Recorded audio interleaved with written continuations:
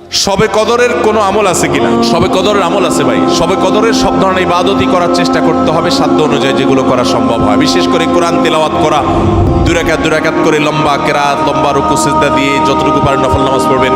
বিশেষ পদ্ধতির নামাজ, শবে কদরের নামাজ এত রাকাত, অমুক সূরা এতবার, প্রথম রাকাতে দ্বিতীয় রাকাতে এতবার, এগুলো মন গড়া, এগুলোর কোনো ভিত্তি কোরআন হাদিসে নাই। তবে দুই রাকাত করে যত লম্বা রুকু দিয়ে সিজদা দিয়ে অনেক সময় নিয়ে দুই রাকাত নামাজ 5-7-10 মিনিট ধরে যত বেশি সময় ধরে পারেন লম্বা কেরাত রুকুতে নামাজ পড়বেন। এক, তেলাওয়াত বেশি বেশি করবেন, যত সুন্দর করে সম্ভব তেলাওয়াত শুনবেন, শোনাশুনি করবেন, কোরআনকে সময় দিবেন, কোরআন স্টাডি করবেন এই রাতে। আর বিশেষ করে একটা দোয়া আমাদের আয়েশাকে রাদিয়াল্লাহু তাআলা আনহাকে নবী করিম সাল্লাল্লাহু আলাইহি ওয়াসাল্লাম শিক্ষা দিয়েছেন, আল্লাহুম্মা ইন্নাকা আফুউন তুহিব্বুল আফওয়া ফাআফু আন্নি। আল্লাহ আপনি ক্ষমাশীল, ক্ষমাকে ভালোবাসেন, আপনি আমাকে ক্ষমা করুন।